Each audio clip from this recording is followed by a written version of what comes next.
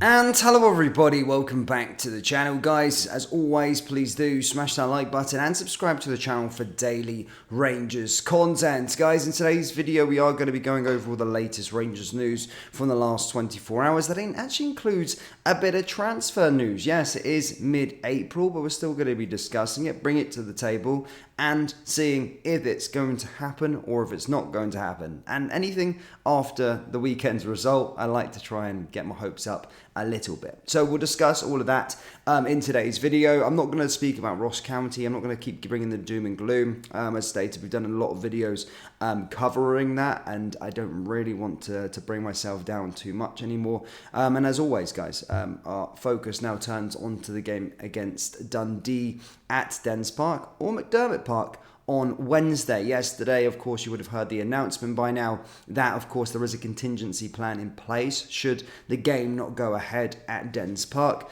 And look, I don't think it probably won't go ahead, but at least the SPFL, at least Dundee, have got something in place so this game actually does go ahead. So as stated, if the match, I think there's a pitch inspection later today, if it isn't deemed playable, then of course the game will then be moved to McDermott Park, obviously the home of St Johnstone in Perth. So the game is going ahead no matter what, and we'll just see what happens there. But the game is definitely going ahead either at Dens Park or at McDermott Park. And from a Rangers point of view now, we just want a response. I think the supporters just want a response. I don't want to see a sloppy 1-0 win. Probably would have taken that at any time in the title race, but at this moment in time I want a bit of performance, I want a bit of grit, I want a bit of determination from this team to go out there and get all 3 points against this Dundee side and show that we are capable of potentially going and win the title. Because despite all the comments that we made in the last video, in the reaction videos and all these kind of things, it isn't over. The title isn't over.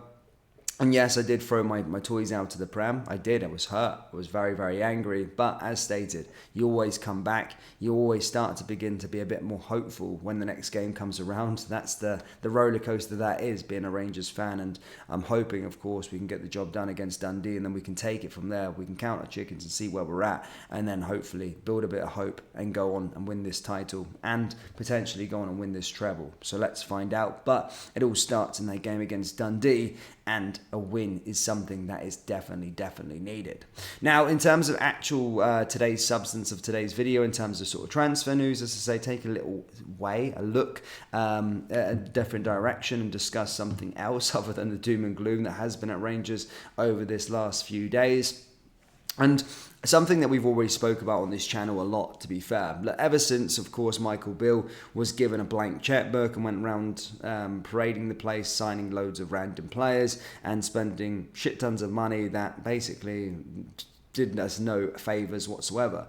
We have said that we've been in need for a brand new rebuild. Despite Philippe Clement doing well with this current crop of players, he isn't going to be doing well with these current crop of players going into next season, and a rebuild will be needed. A rebuild will be needed in terms of we'll need to shift some of these players out of the door. Already in January, we've seen 2 of our summer signings go out of the door, Sam Lammers and Cifuentes. Speaking of Sam Lammers, it does seem as though he's broke a 40-year record at Utrecht, scoring in 6 successive Eredivisie games. So I'm not too sure what's going on with Sam Lammers. Maybe he's found his level, but certainly it's like Cedric Itten.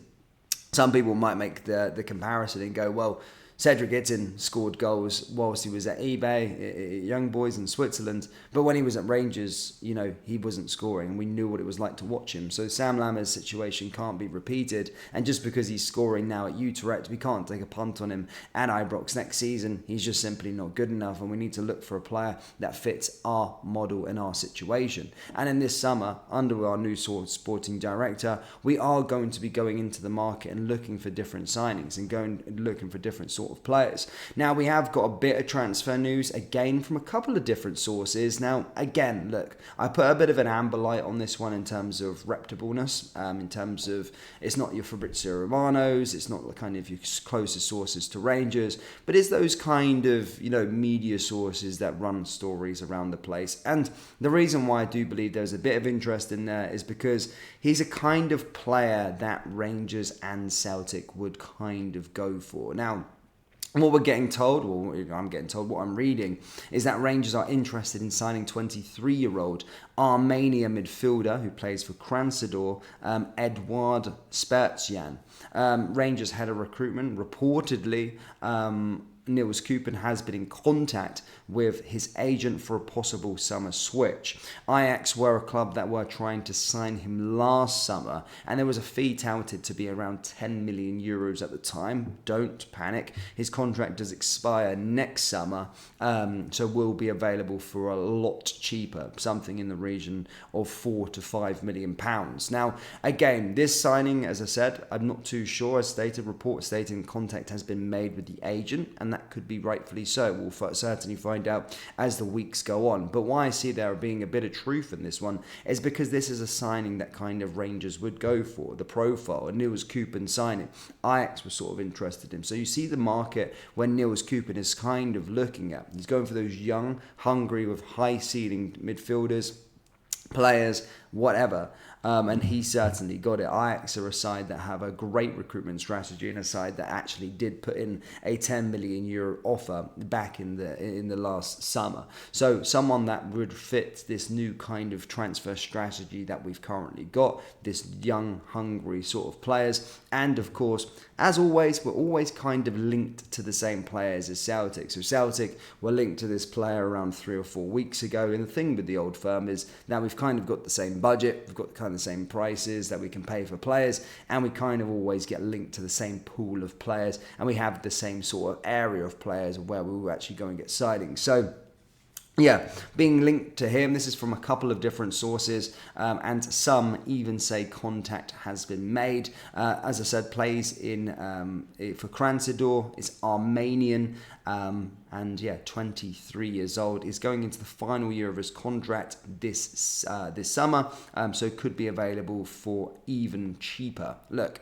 if he's available for 10 million euros like last summer, he's obviously never going to be. That's something that Rangers would never do, especially after last summer's spending, and especially after talks that we're potentially getting Sima, potentially getting Fabio Silva. There would be no money left on the table, so we're not going to be making these sorts of signings, but has some really impressive stats in the Russian Premier League so far this season. As I said, an attacking midfielder, 22 appearances, 9 goals, 6 assists. And as stated, still very, very young in terms of 23. Contract expires not this summer, but next summer, so could be available for a cut price fee. But we'll find out. We'll see. Either way, this video was to try and direct our attention away from the sort of doom and gloom that has been and talk about potential rebuild. We do need a lot of players coming in through the door. I would say an attacking midfielder is a needs must.